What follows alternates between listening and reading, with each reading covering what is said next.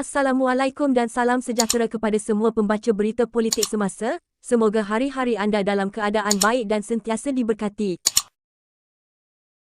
Hampir sebulan menggalas jawatan barunya sebagai Menteri Sumber Asli, Alam Sekitar dan Perubahan Iklim, Nik Nazmi Nik Ahmad melihat betapa luasnya portfolio yang berada di bawah kementeriannya dan betapa banyak perkara yang perlu dipelajarinya. Ia merupakan satu tugas di mana setiap hari adalah berbeza. Saya benar-benar rasa seperti saya kembali ke universiti dan menelaah segala pengetahuan, belajar dan membaca benda baru. Tapi saya tak merungut. Tugas sebagai Menteri Kabinet bukanlah sesuatu yang anda boleh jangkakan atau bersiap sedia dengan mudah terlebih dahulu.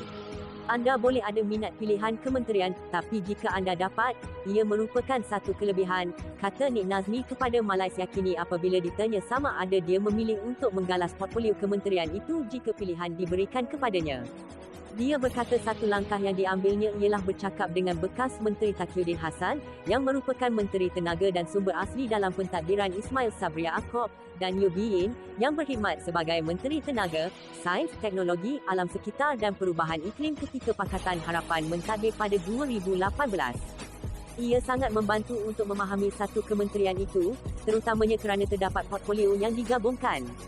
Ia adalah kementerian yang sangat luas. Ia lebih baik sekiranya kita mendapatkan beberapa idea atau panduan daripada mereka. Ironinya, bapa saya, Nik Ahmad Nik Hassan, yang berusia 92 tahun, adalah KSU, Setiausaha Agong, pertama Kementerian Tenaga, Telekom dan Pos pada tahun 1978. Tetapi sekarang keadaan telah banyak berubah, lihat sahaja bagaimana TNB telah berkembang maju. Ini adalah kementerian yang sangat baru. Terdapat banyak hubung kait antara bangsa. Kita juga perlu berinteraksi dengan orang ramai, contohnya dalam isu seperti tarikh tenaga dan air.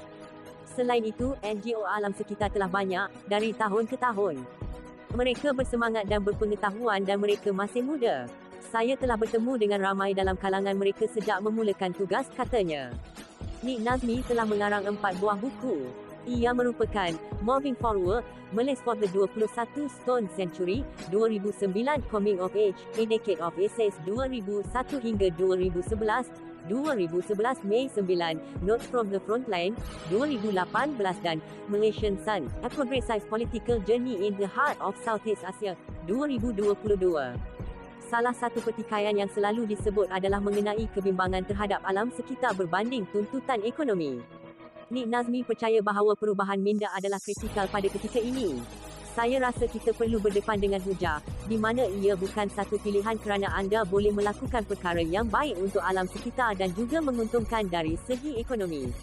Lihat ladang kelapa sawit. Pertikaian sebelum ialah ladang kelapa sawit akan melibatkan kemusnahan paya bakau, yang sebenarnya merupakan pertahanan semula jadi terhadap banjir. Maksud saya industri sawit telah memberi sumbangan yang besar kepada negara. Saya rasa kami menghargai bahawa dalam banyak cara beberapa pasukan kami telah benar-benar menambah baik dari segi kemampanan dan semua itu. Tetapi kita perlu ada pemikiran yang lebih luas jika kita lakukan perkara yang betul. Paya bakau adalah salah satu singki karbon terbaik yang boleh anda miliki, yang menyerap lebih banyak karbon daripada yang dikeluarkan. Ia paya bakau lebih baik daripada hutan dan kita mempunyai kelebihan semula jadi. Saya rasa kita benar-benar perlu melihat semula dasar kita kerana ia mungkin berbaloi untuk memelihara atau menanam semula bakau kita lebih daripada menanam kelapa sawit sebenarnya, katanya. Katanya, ia memerlukan dasar holistik yang sewajarnya. Salah satu perkara yang paling penting ialah Akta Perubahan Iklim kerana kemudian kita boleh melihat harga karbon. Bursa telah memulakan pasaran karbon tetapi itu hanyalah satu permulaan. Salah satu perkara yang bahkan kerajaan terdahulu komited ialah Akta Perubahan Iklim. Dan ya, minggu ini, saya memang memanggil kaki tangan untuk mendapatkan taklimat mengenai penyediaan draft akta tersebut. Jadi, saya minta ia disegerakan kerana saya rasa ia sangat mendesak. Maksud saya, hakikat bahawa ia adalah satu keperluan, dan juga sebahagian daripada pematuhan kita kepada pelbagai konvensyen, sama ada kita suka atau tidak, tuntutan kepada ekonomi antarabangsa, dan sebagainya. Saya fikir kita perlu lakukannya lebih awal, bukannya pada kemudian hari. Malah, hari pertama Speaker Dewan Rakyat yang baru Johari Abdul dilantik, saya menulis kepadanya untuk menyatakan bahawa kita mahu mengadakan penubuhan jawatan kuasa pilihan khas mengenai alam sekitar dan perubahan iklim, kata Nik Nazmi. Dia menambah tujuan jawatan kuasa ini adalah untuk membantu kerajaan dalam merangka dasar yang jelas berkaitan perubahan iklim.